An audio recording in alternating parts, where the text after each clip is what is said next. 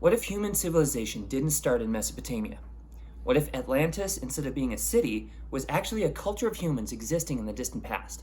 What if the ancient megalithic structures around the world were actually left behind by a much more ancient culture that was wiped out by global cataclysmic events?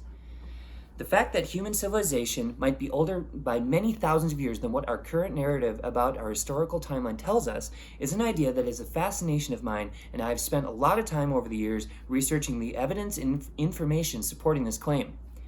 Now, the more we know about our past, the more informed we are about who we are as people and influences what we believe we are capable of for the future. If the chronology of human history was drastically different than what we have thought so far, how differently would you see the world and act in it? It is my claim that human civilization may be much older than the narrative about our historical timeline currently states. I've chosen 3 main points to corroborate this claim. First, I will detail a man-made Neolithic structure in Turkey called Göbekli Tepe, dated around 10,000 BC. Second, I will walk through the evidence of severe water erosion on the Great Sphinx of Giza and its enclosure, implying that the Sphinx was built at a much earlier date than previously claimed. And finally, I will elaborate on the evidence of cataclysmic events and global catastrophes that would have taken an established and thriving civilization and reduced it to decimation at the edge of a knife, the only surviving artifacts being exactly the kind I will be detailing in this speech. Now let us make our way to Turkey, which is where we will find Göbekli Tepe. According to Ronnie Jones in his 2015 article called Göbekli Tepe is a megalithic structure about 10 miles away from the ancient city Şanlıurfa in Turkey. Through carbon dating of the structures and the sediment uncovered, German archaeologist Klaus Schmidt and his team have dated the structure at 10,000 BC, long before human civilization is supposed to have started. Now, the temple is made up of a large number of huge stone pillars, each weighing 16 tons and standing at 10 feet high, arranged in a sort of circular ritualistic pattern. This means that these early humans had to cut and transport these massive stones up a hill and arrange them in a certain pattern at a time when we had just come out of the last ice age and writing, metallurgy, and pottery had apparently still not yet been established. Now, other than the sheer size of the complex and of the stone pillars, one of the most striking features about Göbekli Tepe is the animal reliefs carved into each pillar. Now, as you can see here, instead of the animals being carved into the stone, they are jutting out, implying that the stone was carved around them, indicating a high level of sophistication and ability at a very early stage in our history. Now, with all this evidence, Göbekli Tepe seems to raise more questions than it answers about the chronology of our past. But now let us head to Egypt to see the Great Sphinx and investigate the signs of water erosion on its body and its enclosure. So let us first look at the conventional dating of the Sphinx. The accepted date of the construction of the Sphinx is around 2500 BC by the pharaoh Khafra. Now, this date is actually not arrived on very square footing. According to John Anthony West in his book Serpent in the Sky, this date was established by a tablet found at the feet of the Sphinx written by a pharaoh from a much later date, Tutmosis IV, on which only the first syllable of Khafra is legible. However, the bottom registers of the tablet were already flaked away, leaving the rest of it a mystery. This is the evidence that Egyptologists use to associate the Sphinx to Khafra, attributing its construction to him, even though only the first syllable of his name is legible, and there is no direct nor indirect reference to Khafra as builder anywhere in the complex. Hardly convincing, if you ask me. Now, in the same book, West mentions the fact that the Sphinx seems to have unmistakable signs of water weathering.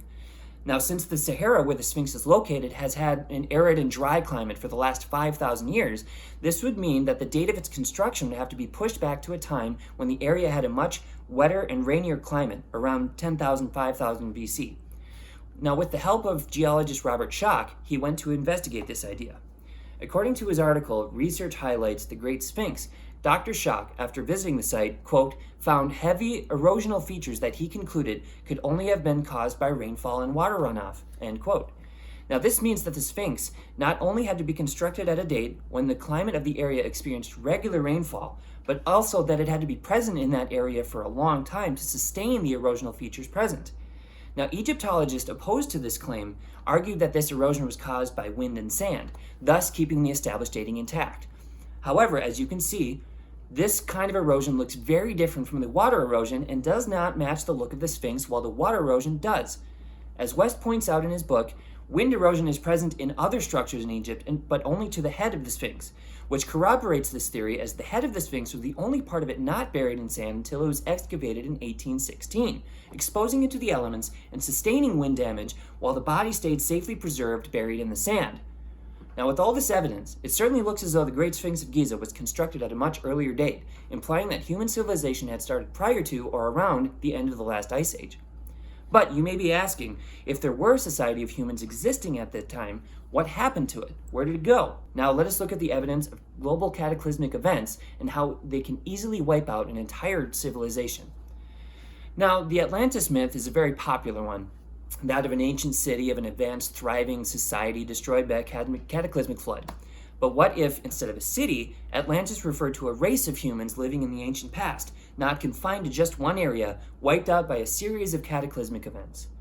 According to Graham Hancock, in an article written in 2014 for Sacred Geometry International titled The Fingerprint of Global Cataclysm 12,800 Years Ago, Graham Hancock, Magicians of the Gods Review, he details the evidence of a global cataclysmic event during an era referred to as the Younger Dryas period. He states, quote, "Traces of multiple impacts by fragments of a giant comet have been found. Some of these fragments were 2 kilometers or more in diameter when they hit the Earth like a blast from a cosmic scattergun around 12,800 years ago," end quote. He goes on to point out that some of the largest fragments hit the North American and Northern European ice caps, causing cataclysmic flooding and plunging the planet into a period of intense cold and darkness. In the blink of an eye, with no warning, any civilization around during this time would have been swept away with the tide. In another article by the Yorkshire Post in 2019 titled Fresh Clues in the Hunt for a Lost Civilization, Graham Hancock interview, Hancock points out similarities between cultures from very different parts of the world, specifically between that of ancient Egypt and the ancient culture that was present in Moundville, Alabama, implying a connection and that they may have been part of the same culture. He states, quote, "This is a massive mystery because ancient Egypt had been gone from the world before Moundville was ever built, so there was no way that the Egyptians could have sailed across the seas and influenced directly the Moundville culture. And yet, the similarities are so striking and so detailed and in-depth that it is impossible to ascribe it to coincidence. Looking at the big picture, the only reasonable explanation that we can come to is that we are looking at a legacy of ideas that was passed down from a remote common source to many different cultures around the world," end quote. Now, seeing the similarities between ancient cultures around the globe and seeing how easily an established civilization can be wiped out by cosmic and global events, I hope you can accept the possibility of human culture and civilization existing in the distant past. So now that we have toured the ancient megalithic structure of Göbekli Tepe, we have seen the evidence of water erosion on the Great Sphinx of Giza, and just how easily an advanced and thriving civilization can be wiped off the earth. I hope that you have seen enough evidence to be convinced that human civilization may be much older than what the narrative about our historical timeline currently states.